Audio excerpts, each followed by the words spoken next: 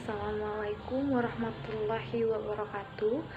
Saya memperkenalkan diri saya terlebih dahulu. Perkenalkan, nama saya Lisa Fitri, NIM 2014-110192 dari mahasiswi IAIN Palangkaraya, Fakultas Ekonomi dan Bisnis Islam, jurusan Ekonomi Islam, Prodi Perbankan Syariah, kelas C, semester 3.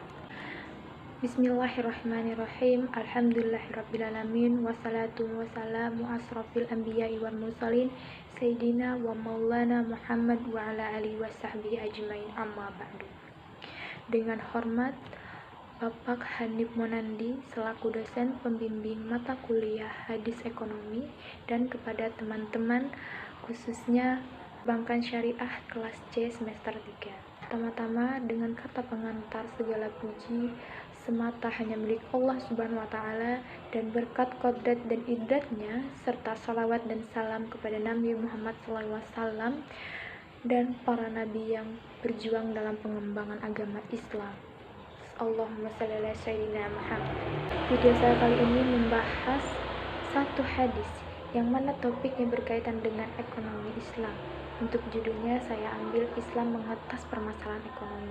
Dalam permasalahan ekonomi, manusia memiliki tujuan dan cara yang berbeda-beda, tergantung tujuan masing-masing individu, bukan tergantung pada kebenaran yang ingin mereka ikuti dan kemaslahatan umum yang mereka realisasikan. Akibatnya, mereka menyimpang dari jalan yang bermanfaat bersama-sama karena tidak mau terikat dengan petunjuk agama Islam. Sementara cara pikir manusia itu berbeda-beda, dan amalan pun sesuai dengan cara pikir itu, yang mana dulunya akan bencana yang merata dan fitnah atau perselisihan. Para yang mengaku sebagai pembela kaum mukmin dan buruh dengan orang yang memiliki harta dan kekayaan. Masing-masing orang memiliki banyak argumen, akan tetapi semua argumen itu tidak benar, bahkan cenderung menyesatkan.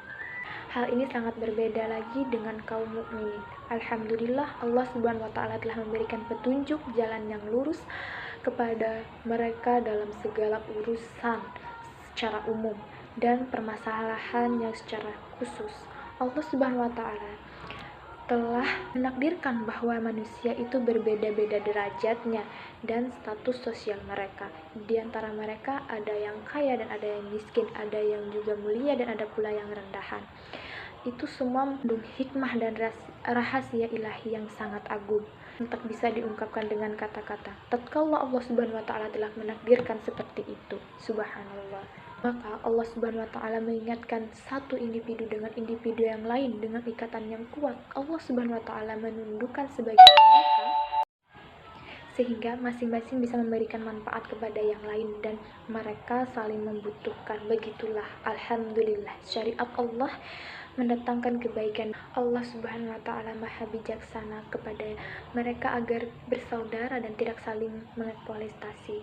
Allah Subhanahu wa Ta'ala membimbing kaum muslimin tatkala berinteraksi dengan yang lain agar memperhatikan apa yang menjadi kewajiban terhadap pihak yang lain sesuai syariat. Jika kewajiban-kewajiban itu terlaksana, saat persatuan akan terwujud dan kehidupan akan nyaman. Allah Subhanahu wa Ta'ala memerintahkan kepada semua pihak, maupun dari si kaya ataupun si miskin, untuk serius memperhatikan kemaslahatan umum yang mendatangkan manfaat bagi mereka sendiri atau bagi kita semua. Kemudian Allah Subhanahu wa Ta'ala mewajibkan zakat pada harta orang-orang kaya sesuai dengan perincian yang telah ditentukan syariat. Allah Subhanahu wa Ta'ala menetapkan bahwa di antara tujuan penunaian zakat adalah menutupi hajat orang-orang yang membutuhkan serta guna merealisasikan kemaslahatan agama yang menjadi tonggak baiknya urusan-urusan dunia dan agama. Allah Subhanahu wa Ta'ala juga memotivasi mereka untuk terus berbuat baik setiap saat, setiap waktu. Allah Subhanahu wa Ta'ala mewajibkan membantu orang yang tertimpa kesusahan, musibah, serta memberi makan yang kelaparan, memberi pakaian yang membutuhkan. Allah Subhanahu wa Ta'ala juga mewajibkan kepada orang-orang kaya yang memberikan nafkahnya sedikit khusus untuk kepada anggota keluarga mereka, melakukan semua kewajiban mereka di tengah-tengah masyarakat. Di antaranya hal yang terpenting memperhatikan yang lebih berlimpah kekayaan adalah dalam urusan mencari harta mereka. Allah Subhanahu wa Ta'ala memerintahkan mereka untuk tidak bersandar atau bertumpu pada kemampuan mereka saja, serta tidak merasa tenang dengan apa yang mereka miliki sekarang. Mereka harus melihat, menyadari, ingat kepada Allah Subhanahu wa taala. Ingat akan karunia yang telah diberikan Allah Subhanahu wa taala dan berbagai kemudahan, serta tak lupa untuk senantiasa memohon pertolongan kepada Allah Subhanahu wa taala serta bersyukur atas limpahan karunia yang telah diberi. Orang-orang yang diwajibkan untuk memperhatikan dan mentaati rambu-rambu syariat, mereka tidak diperbolehkan tenggelam dalam perbuatan berfoya-foya yang akan mencederai akhlak, harta benda serta seluruh keseluruhan mereka, keadaan yang ada dalam tubuh mereka. Akan tetapi mereka hendaknya menjadi seperti yang difirmankan Allah Subhanahu wa taala pada Quran surah Al-Furqan surat 25 ayat 67. Dan orang-orang apabila membelanjakan harta mereka tidak berlebih-lebihan dan tidak pula kikir, dan adalah pembelanjaan itu di tengah-tengah di antara yang demikian. Allah Subhanahu wa taala juga memerintahkan kepada mereka dalam mencari kekayaan hendaknya mencari dengan yang baik, yang halal, yang bersih. Mereka juga tidak boleh mengotori usaha mereka dengan cara yang haram, seperti riba, judi, bermain curang ataupun menipu. Adapun biasanya kekayaan tuh sering membuat orang lupa, lalu sombong dan menganggap orang lain miskin itu hina, rendah. Cara pandang seperti itu sangatlah tidak baik, tidak dibenarkan dalam Islam. Orang yang diberi kekayaan oleh Allah Subhanahu wa taala tidak diperbolehkan memandang orang miskin, orang yang rendah itu dengan pandangan yang angkuh, sombong karena menganggap diri lebih mulia. Sebaliknya, mereka harus memandang fakir miskin tersebut dengan penuh kasih sayang dan penuh kebaikan.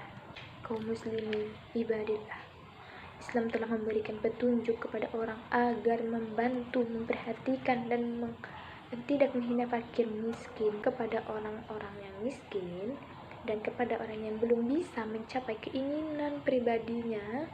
Agama Islam memerintahkan mereka untuk bersabar dan ridho dengan takdir yang telah diberikan Allah Subhanahu wa taala. Dalam Quran surah Al-Baqarah surat 2 ayat 216, boleh jadi kamu membenci sesuatu padahal ia amat baik padamu, boleh jadi pula kamu menyukai sesuatu padahal itu buruk bagimu. Allah mengetahui sedangkan kamu tidak mengetahui. Cara pandang seperti inilah yang minimalnya sudah menghilangkan kesedihan yang ada dalam hati, yang berpotensi menimbulkan rasa malas, menghilangkan kepercayaan diri. Islam juga memerintahkan kepada mereka, kepada kita semua, saat berusaha mengangkat kemiskinan agar tidak terlihat dan tidak bergantung kepada para makhluk, kecuali dalam keadaan darurat seperti tertimpa musibah, melakukan usaha-usaha yang bisa menghilangkan kemiskinan dan meraih-raih kekayaan. Itu banyak dan masing-masing orang bisa menempuh usaha yang sesuai dengan keadaan. Dengan ini hati juga akan terhindar dari perasaan iri terhadap orang-orang yang lebih kaya dari kita.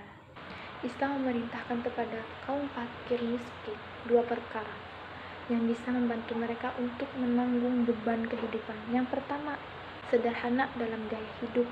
Yang kedua, itu qanaah, merasa cukup dengan nikmat yang Allah berikan tersebut.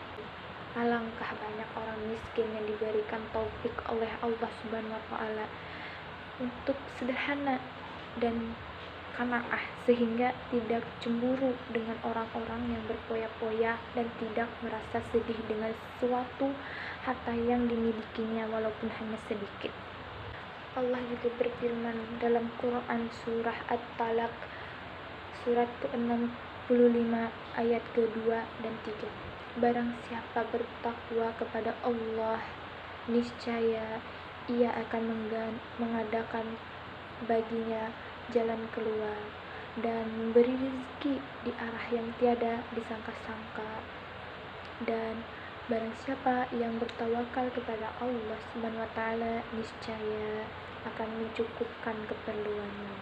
Semua petunjuk dan arahan buat kita semua terutama datangnya itu dari Allah Subhanahu wa taala.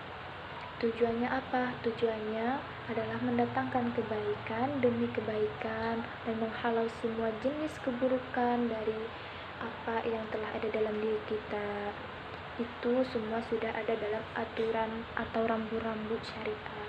Hasil akhir yang paling indah akan dirasakan kita semua. Ini adalah solusi terbaik dari Allah Subhanahu wa Ta'ala dalam mengatasi problematika ekonomi seiring mencuat di tengah masyarakat. Teori-teori yang lain masih hanya sebatas teori yang belum terbukti dan pasti semua hanya bertentangan dengan syariat. Betapapun indahnya mata memandang dan kepala membayangkan, itu semua hanya akan mengandung bahaya, mendatangkan penderitaan serta kebinasaan. Jadi itulah tadi mengenai pembahasan Islam mengataskan permasalahan ekonomi. Mungkin segitu saja dari saya, kurang dan lebihnya saya mohon maaf. Wassalamualaikum warahmatullahi wabarakatuh.